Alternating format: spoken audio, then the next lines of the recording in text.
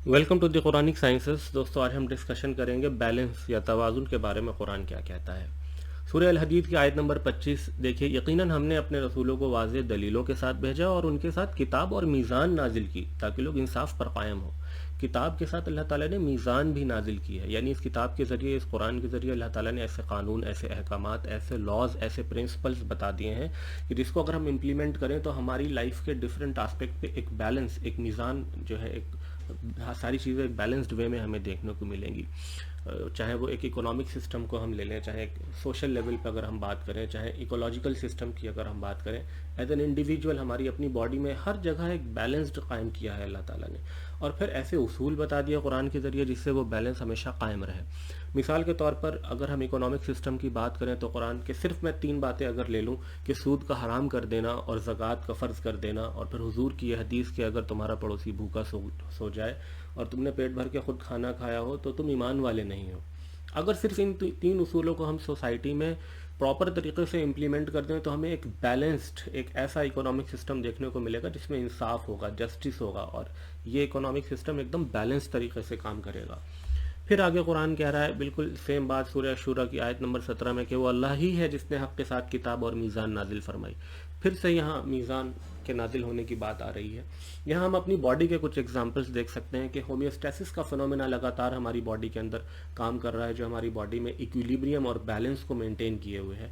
हमारे ब्लड का पीएच एक इक्विलिब्रियम में हमेशा रहता है। हमारे ब्लड में ग्लूकोज लेवल की अगर हम बात करें तो 2 हार्मोन्स, ग्लूकेगन एंड इंसुलिन, जो लगातार काम करते हैं और इस ब्लड के ग्लूकोज लेवल को जो है एक बैलेंस लेवल मेंटेन करते हैं। फिर ऐसी तमाम फिजियोलॉजिकल प्रोसेसेस हैं हमारी अपनी बॉडी के अंदर, जिससे ये हमें देखने को मिलता है कि अल्लाह ताला ने एक ऐसा सिस्टम क्रिएट करा है कि जिससे हर चीज़ बैलेंस और इक्विलिब्रियम में रहती है।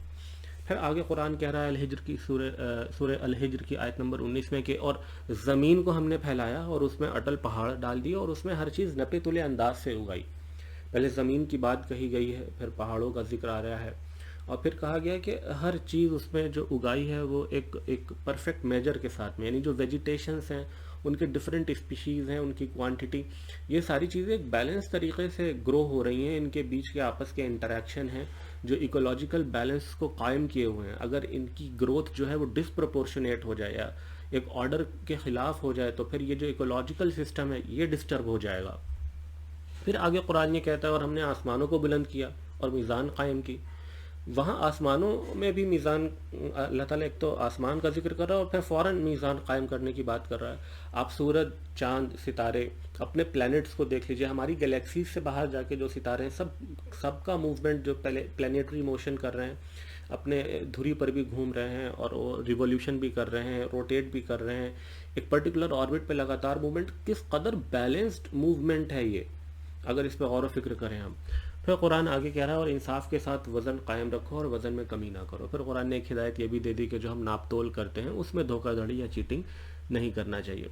फिर ये कुरान की सूरह अल मुल्क की आयत नंबर 3, ये मुझे कुरान का अंदाज़ बहुत पसंद है।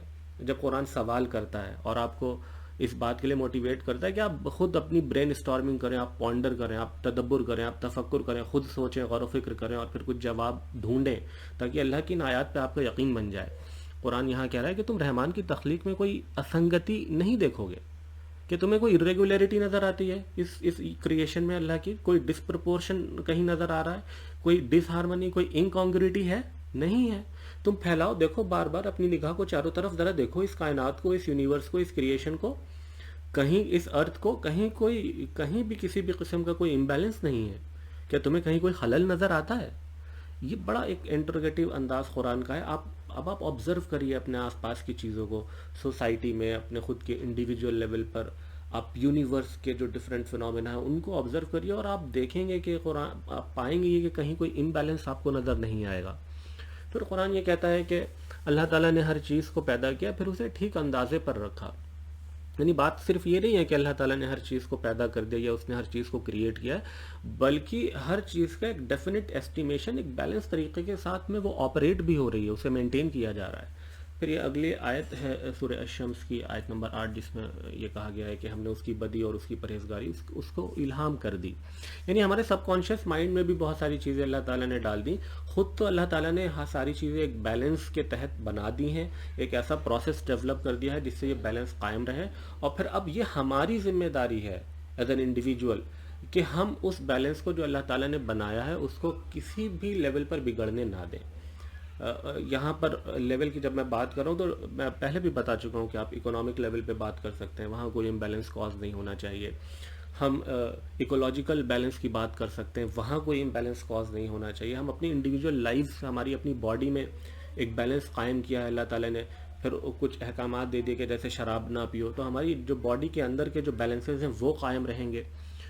بہرحال اس جو بیلنس والی آیات ہیں ان کو آپ الگ الگ پس منظر میں، الگ الگ کانٹیکسٹ میں دیکھیں گے تو انہی آیات سے سیم رہنمائی ہو جائے گی. یعنی سوشل لیول کے بیلنس کی بھی بات ہو رہی ہے، یونیورس کے بیلنس کی بھی بات ہو رہی ہے، ایکولوجیکل لیول کے بیلنس کی بھی بات ہو رہی ہے، اور ہمارا اکنامک سسٹم کے بیلنس کی بھی بات ہو رہی ہے. امبیلنس جو ہوتا ہے وہ کیسے ہوتا ہے، اس قرآن اس کے بارے میں کیا کہتا ہے، اس کے کیا نقصانات ہیں، اسے ہم اگلی ویڈیو میں ڈسکس کریں گے. اور انہی طریقے کی قرآنک انسائٹس کو جاننے کے لیے ہمارے چینل کو سبسکرائب کریں. Thank you very much.